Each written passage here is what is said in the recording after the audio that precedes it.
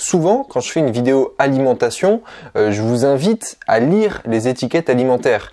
Quand j'en parle aussi avec des amis, je mentionne souvent les étiquettes alimentaires. Mais c'est pas la première fois que vous me mettez dans les commentaires et que vous me dites directement quand on en parle que vous savez pas les lire ces étiquettes alimentaires. Donc aujourd'hui, on va résoudre ce problème. Salut la Feel Good Family, c'est Guillaume, j'espère que vous allez bien. Et dans cette vidéo, vous allez tout comprendre, mais alors tout comprendre sur les étiquettes alimentaires et notamment les valeurs nutritionnelles des étiquettes alimentaires.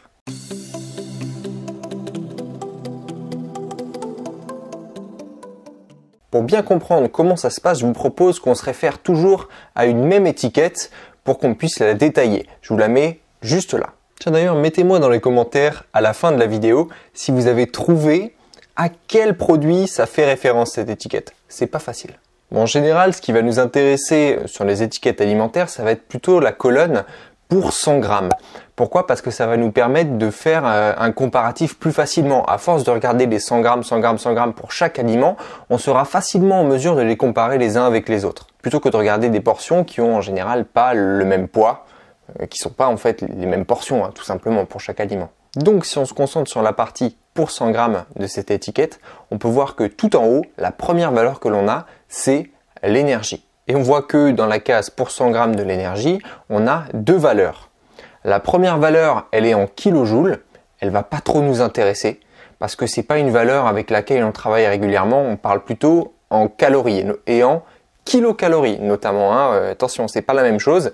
Une calorie, c'est 1000 fois moins que des kilocalories qu'on mange au quotidien. Aujourd'hui, c'est un abus de langage. Quand on dit 1000 calories, c'est 1000 kilocalories. Voilà, c'est important de le savoir. Et ici sur l'étiquette, on voit que ce produit apporte pour 100 grammes 446 kilocalories.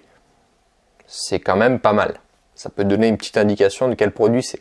En général, on dit que l'apport moyen recommandé pour un adulte, c'est de 2000 kilocalories par jour. Donc ça veut dire que si vous mangez 100 grammes de ce produit, vous avez déjà un quart de vos apports pour la journée. Et je le rappelle, mais plus vous êtes grand, plus vous êtes musclé, plus vous faites de sport, plus vos besoins totaux caloriques vont augmenter. Et plus vous êtes lourd aussi.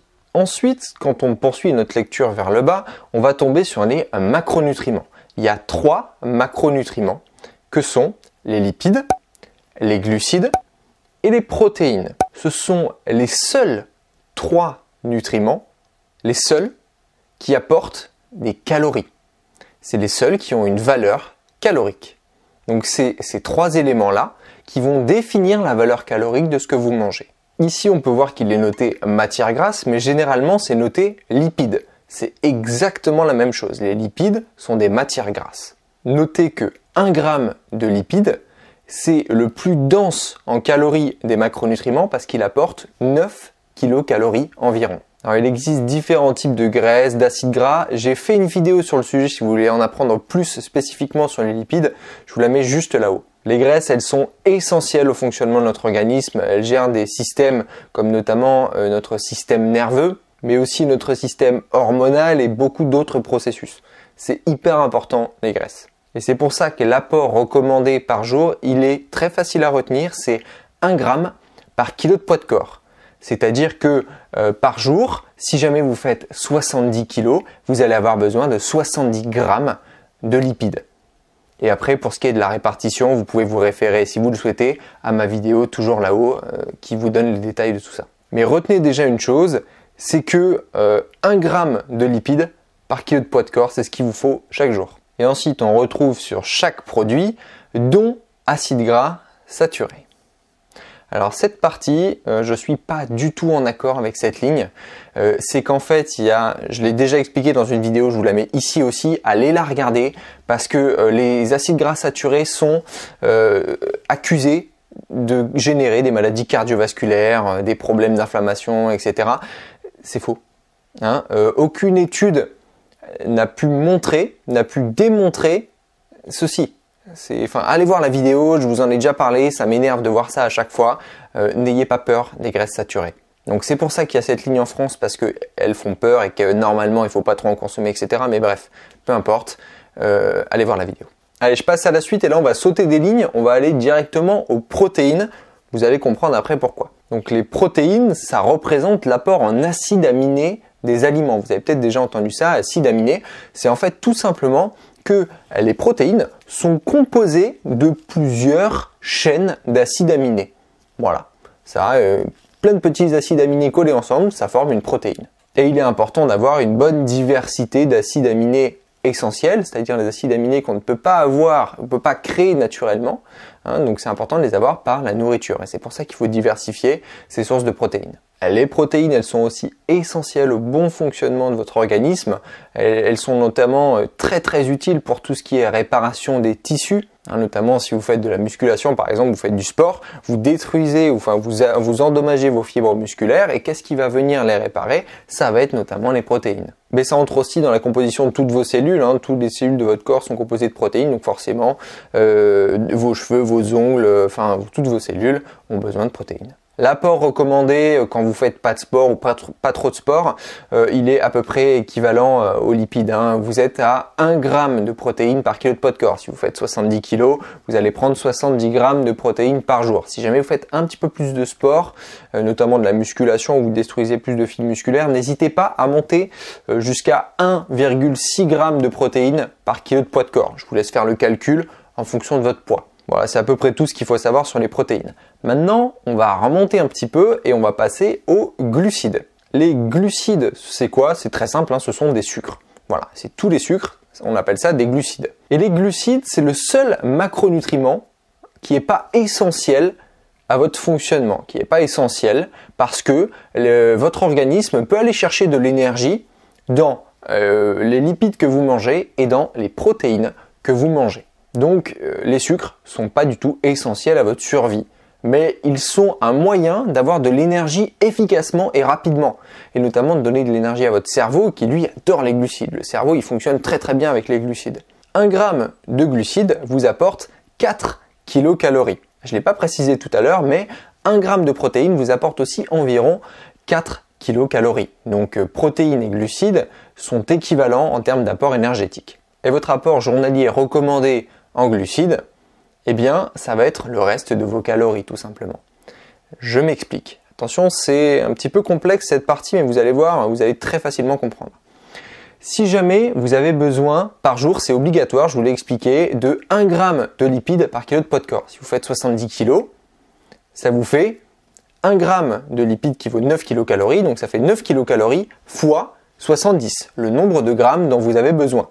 Donc ça va vous donner un chiffre, 9 fois 70. Ensuite, vous faites la même chose avec votre besoin en protéines. Vous savez que votre besoin en protéines, vous ne pouvez pas faire moins. Vous avez besoin de minimum 1 g pareil de protéines par kilo de poids de corps. Vous savez que 1 g de protéines, ça vaut 4 kilocalories. Donc, vous multipliez 4 kilocalories par 70 grammes, votre besoin journalier. Vous allez avoir un nouveau nombre de calories. Vous additionnez votre besoin en calories en lipides, votre besoin calorique en protéines, pam, vous combinez, ça vous fait un nouveau chiffre.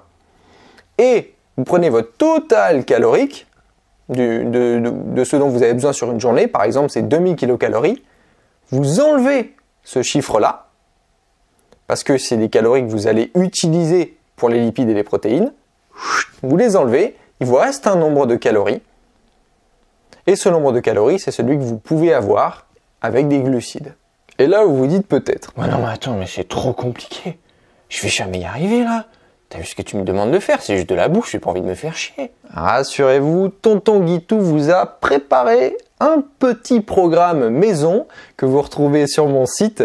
Je vous le mets en description. Vous cliquez dessus, vous allez voir. Vous allez arriver sur une page qui va vous demander simplement si vous êtes un homme ou une femme, votre taille, votre poids, votre âge. Et en fonction de ça, ça va vous calculer votre besoin calorique journalier et ça va aussi vous calculer le grammage en lipides, protéines et glucides que vous allez avoir besoin chaque jour. Bien sûr, c'est une approximation, je vous donne des valeurs qui restent des valeurs numériques que vous devez adapter. Mais voilà, tout sera déjà fait grâce à ce lien. C'est cadeau. Maintenant, poursuivons, on arrive sur la ligne dont sucre dans les glucides. Là, vous dites, mais t'as pas déjà dit que les glucides c'était des sucres? Et donc, dont sucre dans des sucres? C'est bizarre. Effectivement. Parce qu'en fait, il y a deux catégories de sucres. Il y a D'un côté, les sucres simples, ce sont les sucres qui vont être digérés plus rapidement, des sucres qui sont composés finalement de toutes petites chaînes, on va dire, parce que ça reste des molécules, dites-vous que c'est des petites molécules, voilà. Et de l'autre côté, on va avoir les sucres complexes qui, eux, vont être une composition de plein de sucres simples. Donc ils vont être plus longs à digérer et l'énergie qu'ils vont vous donner va être moins rapidement disponible. Donc plus vous avez un sucre qui est simple, plus vous avez un sucre qui va vous donner de l'énergie rapidement, entre guillemets. Et donc plus ce sucre est supposé augmenter votre taux de sucre sanguin, donc votre glycémie. Pourquoi il y a cette don sucre du coup qui est marqué? Parce qu'en général, les sucres ajoutés sont des sucres simples.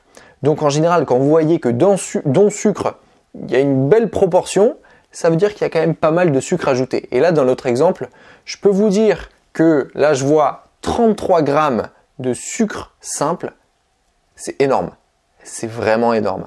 Donc ça, c'est un bon petit produit transformé. Si vous voulez encore chercher ce que c'est. Et je peux vous dire que là, don sucre, c'est pas que des sucres naturellement présents dans l'aliment. C'est clairement du sucre ajouté. Et oui, parce que les sucres ajoutés sont en général glucose, fructose, enfin vous connaissez le mélange, en général quand vous regardez les ingrédients, vous avez sirop de glucose, fructose, tout ça, et ben voilà, c'est des sucres simples et c'est donc des sucres ajoutés. Donc plus cette valeur est élevée, plus vous avez de chances d'être sur un produit caca. Et voilà, on est sorti des macronutriments. Vous voyez, c'était pas si compliqué, ça va, c'est juste un petit coup à prendre.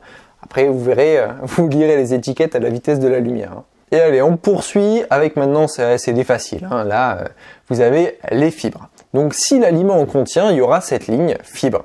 Les fibres, c'est très simple. Ce sont des glucides. Oui, c'est une forme de glucides, les fibres, mais qui ne sont pas digérés par votre organisme. Donc, ils ne vont pas vous apporter de valeur calorique. Tout simplement, les fibres, ça va faire direction intestin, direction plouf. Vous savez où ça finit. Et ça, c'est très utile pour votre transit intestinal. Voilà, les fibres, il en faut quand même pour que la digestion se passe mieux. Les choses descendent mieux avec des fibres. L'apport recommandé journalier en fibres, il se situe entre 20 grammes de fibres et 35 grammes de fibres pour un adulte en bonne santé. Voilà. Ensuite, on va passer au sel. Donc le sel, c'est quoi? C'est le sodium, le classique. Vous en retrouvez évidemment dans tous les aliments et particulièrement dans les aliments industriels pour avoir un petit goût sympathique, n'est-ce pas? Donc là, vous pouvez voir qu'il y en a 0,25 g pour 100 g. L'apport recommandé quotidien est de 3 g par jour et ne dépassez jamais 6 g de sodium par jour. Là, c'est la limite.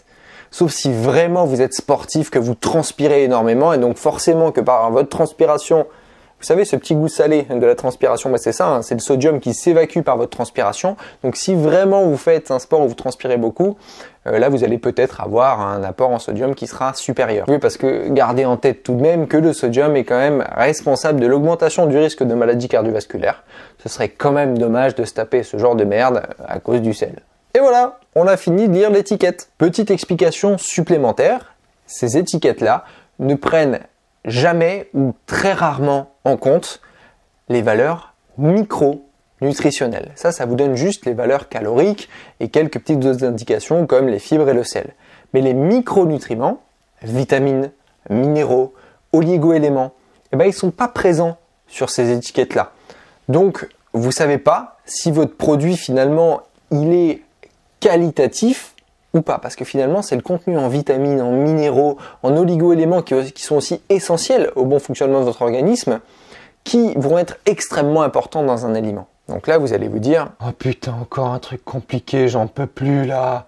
Comment je choisis alors un bon aliment? Vous connaissez ma philosophie, mon mode de vie, le flow. Et dans l'alimentation du flow, qu'est-ce que je me tue à vous répéter? C'est de manger tout simplement le plus proche de la nature possible et le moins transformé possible. Et à partir de là, vous n'aurez même pas à vous soucier des micronutriments parce que en mangeant de cette manière-là, automatiquement, et en mangeant varié aussi, plus proche de la nature possible et varié, eh bien vous allez avoir, sans même y penser, tous ces micronutriments dont vous avez besoin. C'est aussi simple que ça pour les micronutriments. Regardez aussi les ingrédients. Plus il y a d'additifs sur une étiquette d'ingrédients, plus c'est merdique. Voilà, faites toujours la combinaison des deux. Vous regardez les valeurs nutritionnelles, est-ce que c'est pas trop pourri, pas trop sucré, pas trop bourré de merde, hein, de l'autre côté, avec les ingrédients. Et à partir de là, vous pouvez choisir. Voilà, posez-moi toutes vos questions dans les commentaires si vous avez des zones d'ombre sur ce que je viens d'expliquer. Je me ferai un plaisir de vous réexpliquer ou d'expliquer différemment, d'apporter des compléments. Dites-moi tout dans les commentaires, c'est très important. J'ai vraiment envie que vous compreniez ça parce que c'est quelque chose qui va vous servir au quotidien tout le temps. C'est quelque chose qui vous permet de rester en bonne santé aujourd'hui dans notre monde industrialisé. Il faut que vous ayez cette connaissance-là. Voilà, si cette vidéo vous a plu, n'oubliez pas le gros pouce bleu en bas qui fait toujours super plaisir. Abonnez-vous à la chaîne, hein, vraiment. Si vous n'êtes pas abonné, vous savez, le contenu est de qualité. Allez, un petit peu de promo, ça fait du bien. N'oubliez pas la petite clochette en bas aussi si vous voulez être notifié à chaque fois qu'une nouvelle vidéo sort. Mes réseaux sociaux, vous les retrouvez dans la description. Partagez cette vidéo autour de vous, à tous ceux que vous connaissez, peu importe. C'est hyper important que chacun ait cette connaissance-là. Moi, d'ici là, je vous dis à la prochaine. Let's feel good.